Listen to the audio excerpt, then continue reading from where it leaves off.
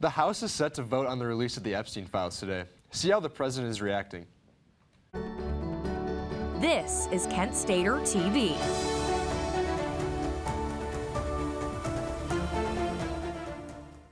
Good morning, Portage County. My name is Josh Zaramet.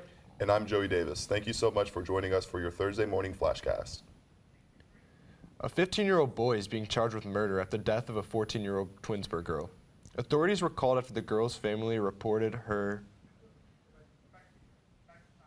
Alright, we're just restarting. What the fuck was that? that? Joey, say Tuesday. Huh? Say Tuesday instead of Thursday. I know it's on the Oh.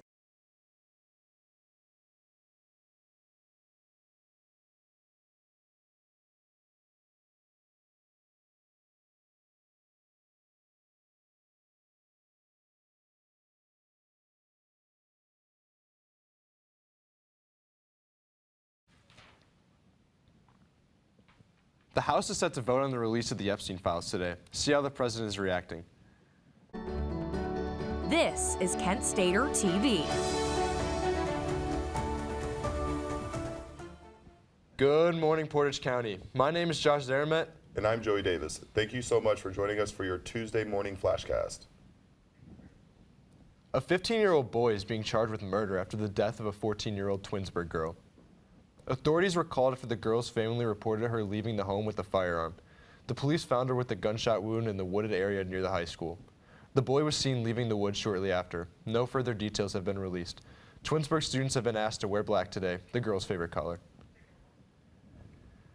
A lieutenant is suing the Akron Police Department, claiming the city has discriminated against him by barring him as a minority from taking a promotional exam. Michael Murphy was told he could not take the exam because he was not served the required 2 years as lieutenant, a requirement claimed to be waived routinely for white candidates. The city of Akron declined to comment on the lawsuit.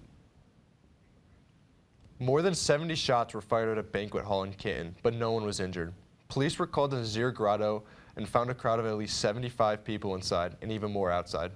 They found several vehicles struck by gunfire and a house that was struck with a tenant inside. As they released people from the property one by one, the police claims that, quote, no one in the crowd was cooperative. The House of Representatives is expected to vote on a bill releasing the Epstein files later today. This comes after months of opposition by President Donald Trump, with him even calling it a, quote, hoax. The president has promised to sign the bill if it passes. Both chambers he has even encouraged his supporters to vote for it. Experts believe the bill will pass today after growing support from both Democrats and Republicans. Keeping you informed and ahead of the storm, this is your KSTV weather. Thanksgiving coming up in a little over a week. Winter is fast approaching, so let's check out the upcoming forecast. We're going to start right now. Subtract like 20, 22 degrees from those temperatures. About 37 right now in Cleveland, Sandusky at 39, Mansfield at 37, Worcester at 36, Kent and Akron in the lower 30s, Ashtabula as well, and then Youngstown is the lowest at 31 degrees. So have your coats ready. Today, we're expecting around a high of 37 degrees. Chance of rain, I'd have an umbrellas and maybe even a coat ready. It may snow tonight, so be prepared for that. Winds going around 4 miles an hour, and it's going to be a humid day. Tomorrow, expect mostly cloudy, a low of 33, but a high of 46, so a little bit warmer. Winds going 4 miles, and then that sunset continues to creep earlier and earlier, with the sunset is scheduled for 5 today. And then our extended forecast.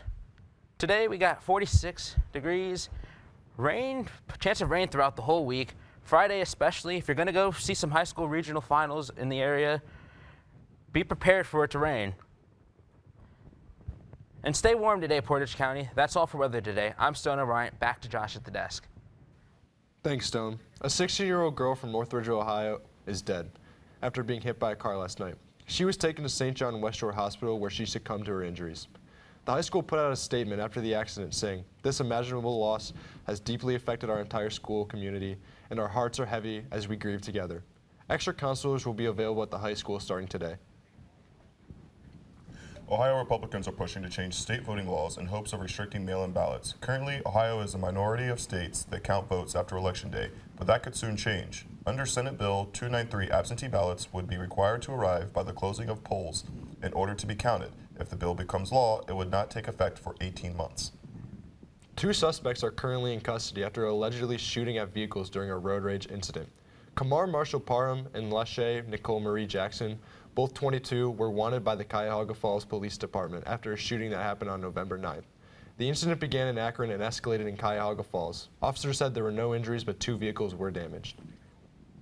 OSHA began voting yesterday on the future of the name and image likeness deals for high school athletes. Ohio is one of the few states that currently does not allow NIL in high school after previously being voted down in 2022. College athletes in Ohio have been permitted to sign NIL deals since 2021. The vote will last through Friday. Final results expected on Monday. A Legend of Zelda movie has been announced. Find out when you can see it in theaters. The Cowboys secured a win last night. Find out who scored in this blowout against the Raiders.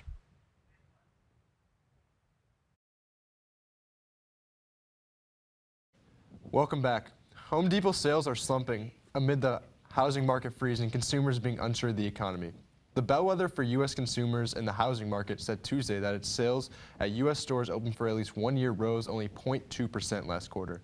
Mortgage rates have been stuck between 6% and 7% in recent years, leading fewer people to buy and sell their homes, which could lead to trouble for Home Depot. This is your Kent Stater TV Sports Report.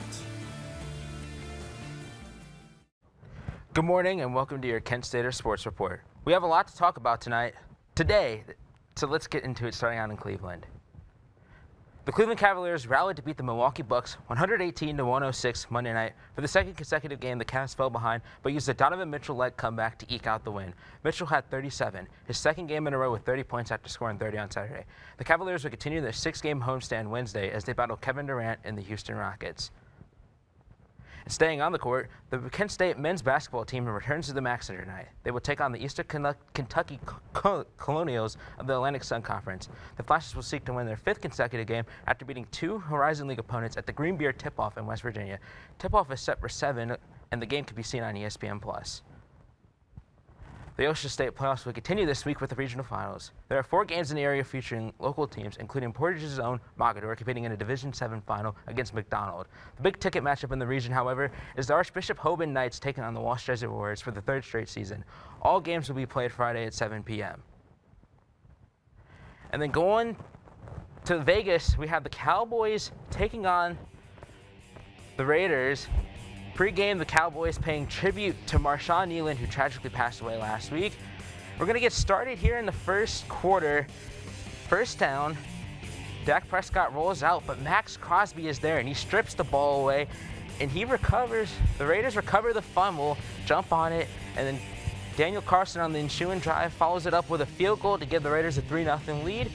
Then the Cowboys get a Brendan Aubrey field goal to tie it up 3-3. And now early in the second quarter, the Cowboys offense finally wakes up. Dak Prescott finds CeeDee Lamb wide open over the safety for the touchdown. That gives the Cowboys the lead. Dallas would tack on more points right here. Jake Ferguson, Dak Prescott hits Jake Ferguson for the touchdown. He celebrates right there. The Cowboys extend that lead to 10 points, 16-6. And then again, Dak Prescott, play action, finds George Pickens, who hits a spin move and takes it in for the touchdown. George Pickens would have 144 yards, and the Cowboys would run all over the Raiders.